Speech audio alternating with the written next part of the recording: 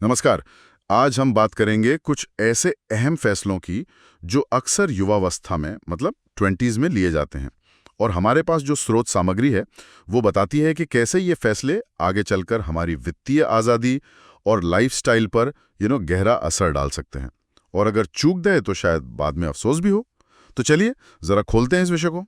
हाँ, ये बहुत दिलचस्प विषय है क्योंकि ये स्रोत सीधे उन सालों पर उंगली रखता है जहां जिंदगी की नींव पड़ती है एक तरह से। और बात सिर्फ करियर या पैसे की नहीं है, बात उन आदतों की है, उस सोच की है जो लंबे समय तक साथ चलती है। तो देखते हैं स्रोत किन खास निर्णयों की बात कर रहा है। तो सबसे पहला पॉइंट जो स्रोत उठाता है और शायद थोड़ा मुश्किल भी लगता है शुरू में, वो है आराम के दायरे से बाहर निकलना। स्रोत कहता है कि भाई तरक्की वहीं मिलती है जहां थोड़ी मुश्किल हो, थोड़ी असहजता हो, जैसे सुबह जल्दी उठना पड़ जाए या कोई चैलेंजिंग काम करना पड़े। हम्म। एक ही मुझे बड़ी अच्छी लगी।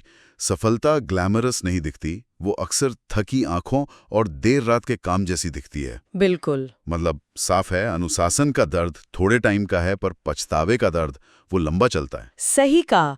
और ये सिर्फ ज्यादा घंटे काम करने की बात नहीं है जैसा आपने कहा, ये असल में अपनी सोच बदलने की बात है। स्रोत इसी पर जोर देता है कि भाई अगर कुछ बड़ा हासिल करना है तो उसकी एक कीमत चुकानी होगी, और ज्यादातर लोग शायद तैयार नहीं होते।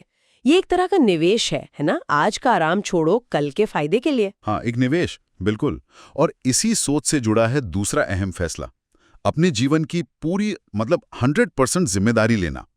स्रोत बहुत साफ कहता है, किसी और को ब्लेम करना बंद करो। आज हम जहां भी हैं, जैसे भी हैं, वो कहीं ना कहीं हमारे पिछले 2-3 साल के फैसलों का ही नतीजा है। सही। एक सवाल भी है उसमें जो सोचने पर मजबूर करता है। अगर आपकी जिंदगी एक कंपनी होती तो क्या आप खुद को उसका सीईओ बनाते? मतलब क्या आप अपने फैसलों की जवाबदेही लेते? ये बहुत पावरफुल सवाल है, और यहीं से मानसिकता बदलती है।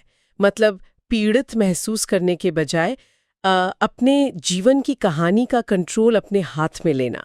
स्रोत कहता है कि जिस पल आपकी ये जिम्मेदारी पूरी तरह अपना लेते हैं, सब कुछ बदलना शुरू हो जाता है। सब कुछ बदलना शुरू होता है। अच्छा, अब जिम्मेदारी ले ली तो सवाल है कि अपनी एनर्जी, अपना फोकस कहाँ लगाएं? यहीं पर तीसरा निर्णय आता है, जो शोर है आसपास उसे कम करना, अपनी ऊर्जा बचाना। स्रोत कहता है हम थके हुए कम हैं, हमारा ध्यान बटा हुआ ज्यादा है। ये तो बहुत सच है आज के टाइम में। हाँ, जैसे लगातार फोन पे नोटिफिकेशन आना या सोशल मीडिया पर घंटों स्क्रॉल करते रहना। सलाह यह है कि अपनी ऊर्जा को भी पैसे की तरह समझे, उसका बजट बनाएं, उसे बचाएं। बिल्कुल। यहाँ ऊर्जा को एक लिमिटेड, एक कीमती चीज की तरह देखा जा रहा है, और इशारा ये है कि जिन चीजों से या शायद जिन लोगों से भी नेगेटिविटी आती है या बेकार की तुलना वाली भावना आती है, उनसे थोड़ी दूरी बनाना जरूरी है, ताकि ध्यान उन लक्ष्यों पर रहे जो सच में जरूरी हैं। फोकस रखना ही अपने आप में एक स्किल है अब तो। सही का एक स्किल है। और जब फोकस सही जगह होगा तब आता है चौथा निर्णय, लंबी दौड़ पर ध्यान देना, न कि दूसरों की चमक दमक पर। मतलब किसी और को इंस्टाग्राम पर देखकर या कहीं और देखकर विचलित नहीं होना। स्रोत समझाता है कि असली खेल जो है वो कंपाउंड ग्रोथ में है, धीरे धीरे लगातार बढ़ोतरी। चक्रवृद्धि विकास। हाँ, चाहे वो स्किल हो, रिश्ते हों या पैसा, वो स्नोबॉल इफेक्ट वाली बात है। छोटी शुरुआत पर लगातार। एक मजेदार लाइन भी है, इंस्टाग्राम पर अमीर दिखने के बजाय अपने बैंक ऐप में अमीर बनना शुरू करें। हाँ, बिल्कुल सटीक।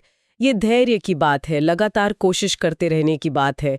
आजकल सब कुछ इंस्टेंट चाहिए लोगों को, पर स्रोत कहता है कि किसी एक चीज में गहराई हासिल करना, स्पेशलाइज करना, वो ज्यादा वैल्यूएबल है बजाय इसके कि आप 10 चीजों में थोड़ा थोड़ा जाने। इसी से शायद कुछ टिकाऊ बनता है, एक विरासत बनती है। विरासत। हाँ। और इस पूरी मेहनत, इस पूरी दौड़ भाग में जो चीज बुनियाद का काम करती है वो है पांचवा और आखिरी निर्णय। वो है अपने मानसिक स्वास्थ्य और अंदरूनी सुधार को प्राथमिकता देना, हेलिंग पर ध्यान देना। स्रोत याद दिलाता है कि सिर्फ मोटिवेशन काफी नहीं है। मतलब अगर अंदर डर बैठा है, कोई असुरक्षा है या टालम टोल की आदत है, हाँ, तो बाहर से कितना भी पैसा आ जाए वो इन चीजों को ठीक नहीं करेगा। उसके लिए तो खुद पे काम करना पड़ेगा। ये बहुत बहुत जरूरी बात है, और अक्सर इसे हम नजरअंदाज कर देते हैं। स्रोत का मानना है कि हमारी जो अंदर की स्थिति है, हमारा मेंटल स्टेट, उसका सीधा असर हमारी बाहरी सफलता पर पड़ता है। अगर हम मानसिक और भावनात्मक रूप से स्थिर और स्वस्थ हैं, तभी तरक्की भी टिकाऊ होगी, वरना सब खोखला लग सकता है। तो अगर हम इन 5 निर्णयों को एक साथ देखें तो सार क्या निकलता है?